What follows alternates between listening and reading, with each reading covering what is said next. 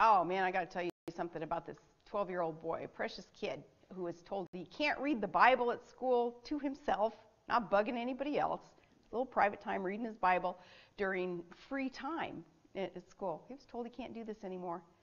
In my book, Good Tidings and Great Joy, I talk about how our religious freedom is being eroded by angry atheists with attorneys.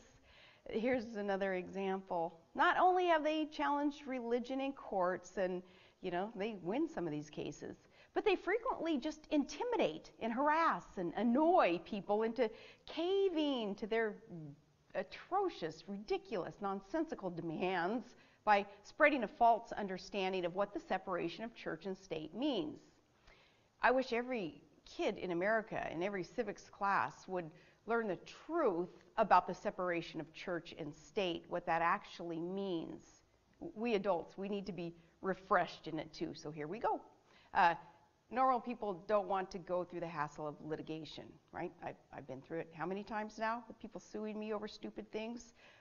It's not fun. It's expensive. It's such a waste of resources. But normal people then understanding litigation is a hassle. We don't like going through it. So angry atheists know that. So they use their inflamed rhetoric to coerce teachers and principals. Okay, they're forcing them into taking away the religious freedom of their students through this coercement. These school officials aren't quite sure what the law is, so they err on the side of caution. There's a big problem with that, though. When you err on the side of caution, you still err. The Supreme Court has been clear, though. Students do not lose their constitutional rights just because they walk through the school doors, thankfully. This is a lesson that one Missouri school needs to learn. It's a 12-year-old student named Loyal Grandstaff. Loyal, I love that name. Loyal Grandstaff. He brought his Bible to school to read during his free time, but a teacher told him to put it away because it was inappropriate reading material. Who is this teacher? Inappropriate reading material. The kid's Bible.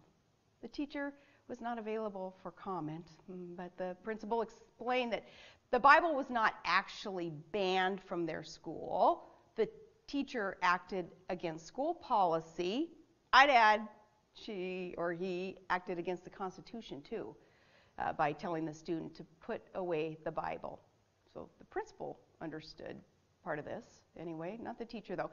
In dozens of legal cases, courts all the way up to the Supreme Court have considered the right of students to live out their faith, read their Bible on public school campuses. It's public property. Guess what they decided again and again? That the Bible is not a banned book. It's not a banned book, people.